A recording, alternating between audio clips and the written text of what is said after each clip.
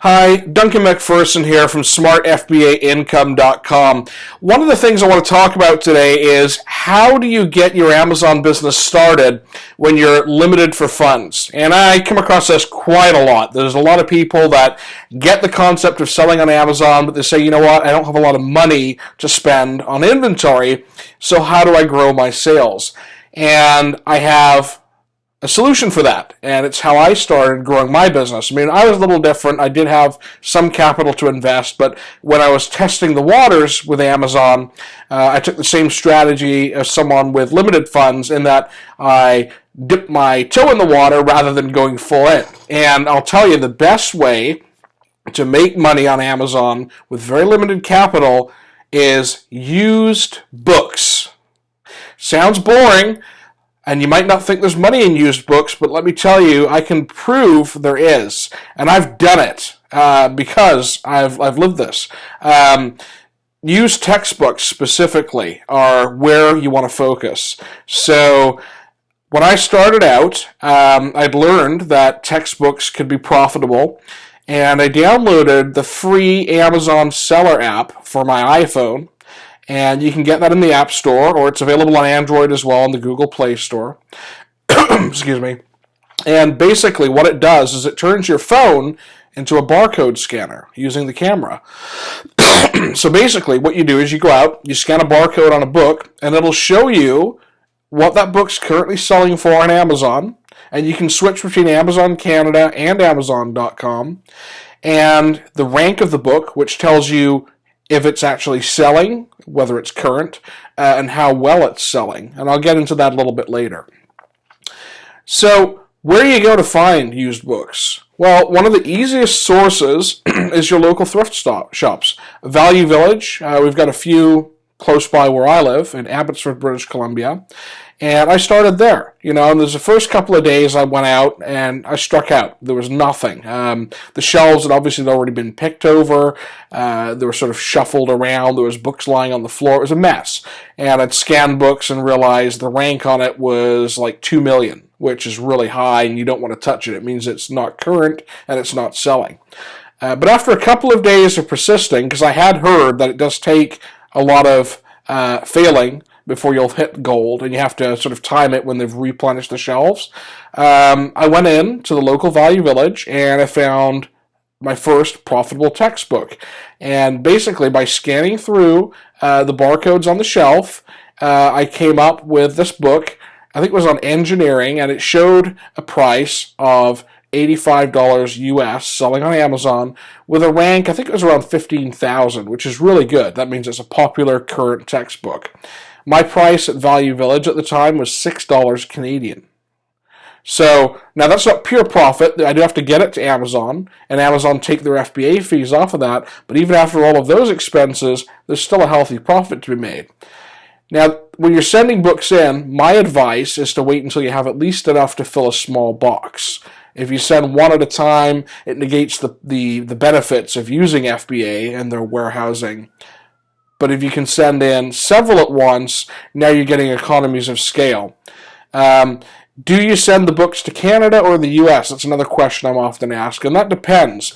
If it's a Canadian-specific title, then obviously send it to Canada. That's where the market and demand's going to be.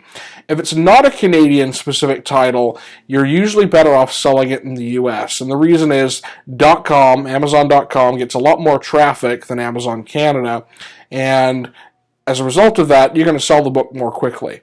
Plus, getting paid in US dollars as a Canadian is kind of an added bonus, given that it's over a 30% premium on the US dollar versus a Canadian dollar, which pretty much covers your Amazon FBA fees, which also work out to about 30%.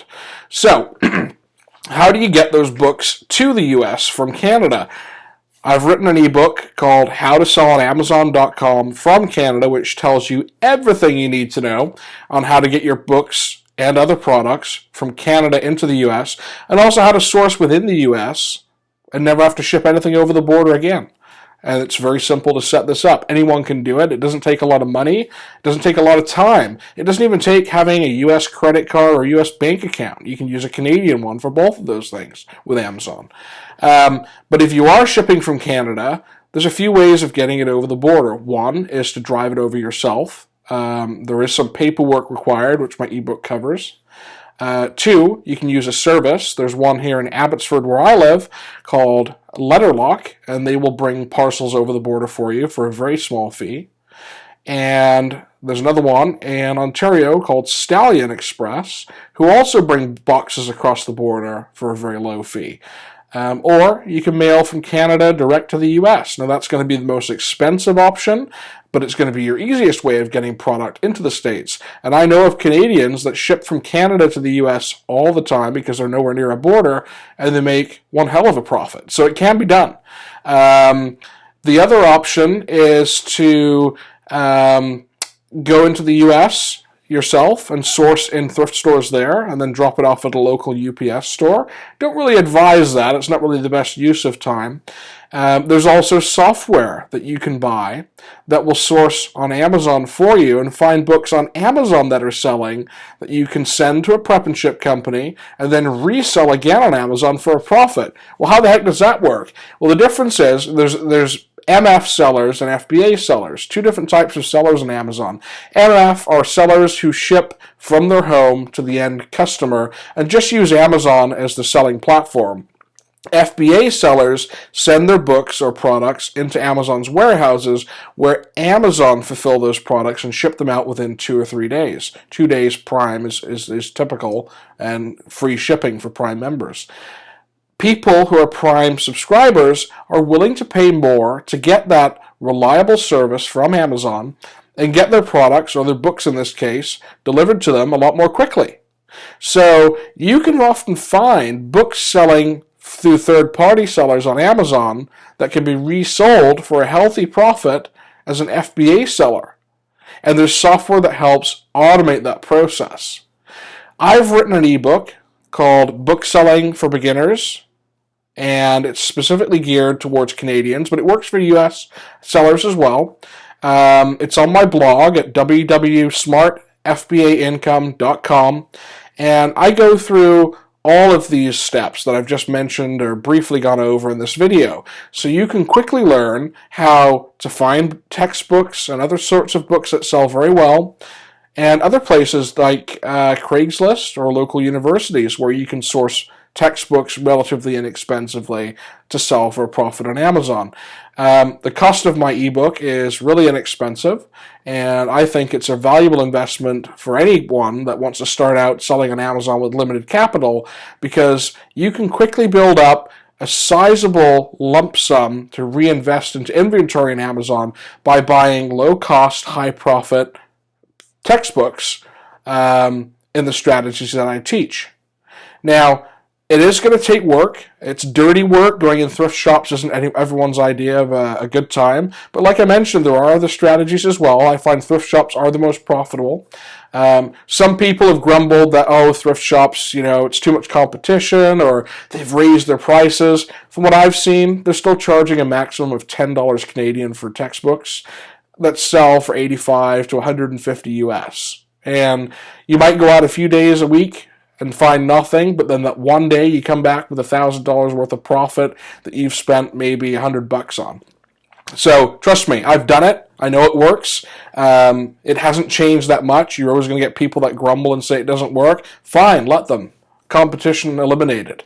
Those that hustle are going to succeed in this. It's not pleasant work, which is great too, because it eliminates a lot of people looking just to push buttons and make an easy online income. Let me tell you something right now. There's no such thing as an easy online income. Everything takes work, and if someone tells you otherwise, they're lying to you. Run fast. Anyway, I hope this has been helpful.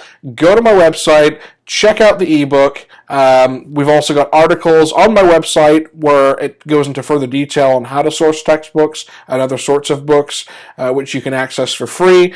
And if you get a chance, join our Facebook community. We have over 2,000 members in there, along with some fairly high volume booksellers operating out of Canada that you can probably learn a ton from as well. So good luck to you, and thanks for tuning in, and I look forward to hearing more about your own journey.